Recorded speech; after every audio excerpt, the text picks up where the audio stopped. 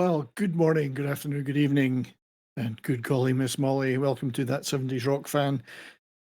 I had the opportunity yesterday to go and see a movie I missed in its original release in December in color, but I had the opportunity to go see it yesterday in black and white, and that is Godzilla -1 minus color, the monochrome release of this magnificent movie.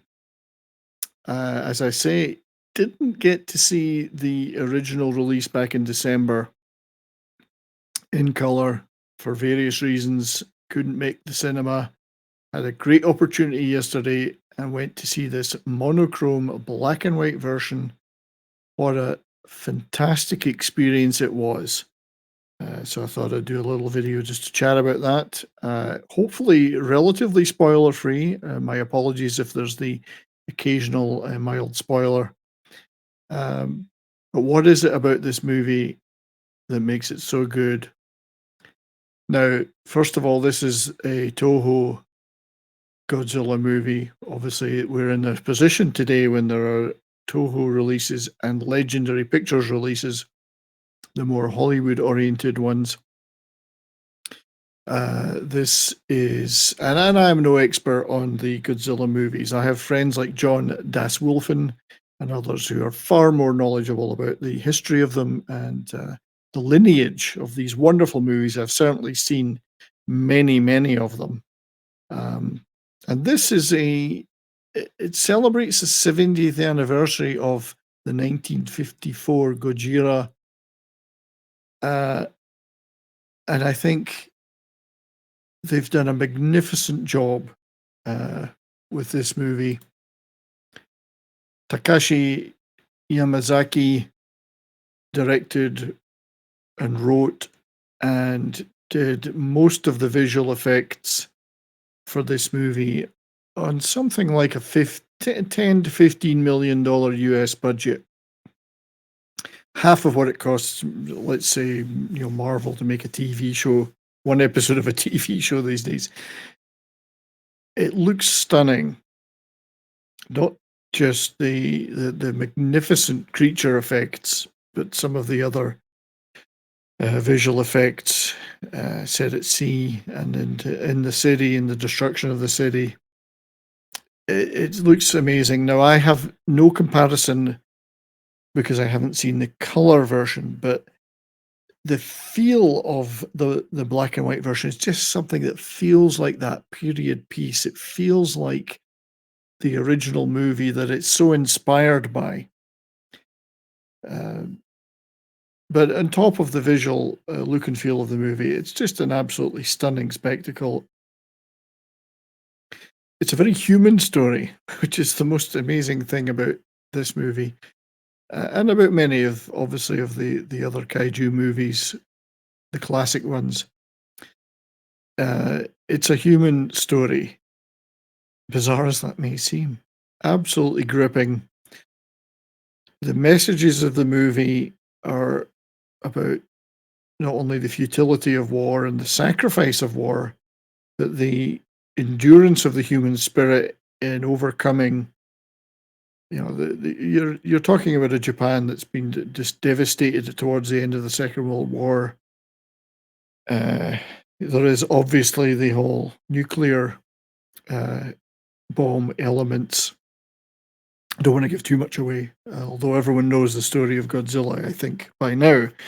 But there's the endurance of the human spirit, not throwing your life away in war, but the sacrifice or potential sacrifice to save your fellow humans in a scenario where Godzilla, the prehistoric creature, enraged by war, enraged by encroachment of humans, claiming his territory, starts to threaten post-war Japan, coming ashore, destroying ships, coming ashore to and some fantastic scenes where it's destroying the city. all the better in monochrome, I think. It just looked so good, so atmospheric, so redolent of the classic movies, but still looking fresh and new. But those human tales of people sacrificing themselves, of striving to find an inventive way to combat the creature that's threatening them. This monstrous creature that looks so fantastic in these scenes.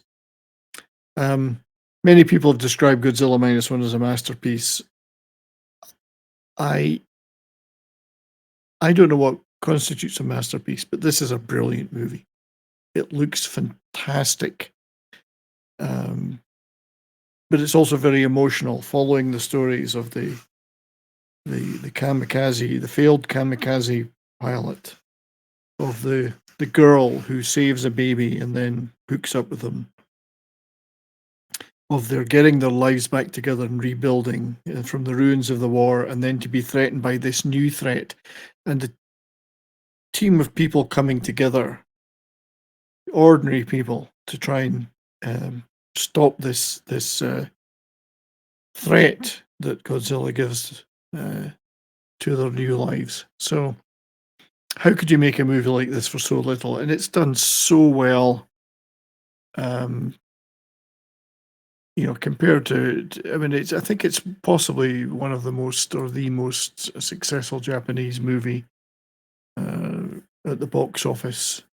Again, I don't have the figures in front of me. One of the highest grossing Japanese movies of all time. And rightly so. It's a wonderful experience. I was captivated, thrilled from start to finish. The sound design and the sound of the movie is fantastic. The score is brilliant and emotional. And it just, the action just grips you. But also the emotional weight of it grips you. So without giving anything more away about the plot, you've seen some of the scenes here I'm showing. I'd urge you to go and see it. I do want to see the color version so I can make a comparison. It is a fantastic experience. Congratulations to everybody involved that made it.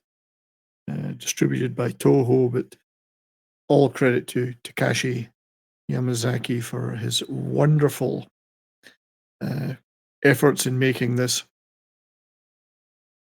Brilliant movie, 125 minutes long, and every minute is gripping, every minute is fascinating. It's terrifying, it's exhilarating, it's emotional. I thoroughly enjoyed it, as you can tell. So can't recommend it highly enough. Whether you see the color version, and I do want to see it, or you go and see this black and white version, it's what cinema should be. So anyway, thank you for listening to this glowing review of Godzilla Minus One, Minus Color. Go check it out. It has great themes. It has great visuals. It sounds great. It's emotional. It's exciting. It's everything a movie should be. So, yeah. Thanks for watching. Appreciate it very much. Till next time, stay well and keep on rocking.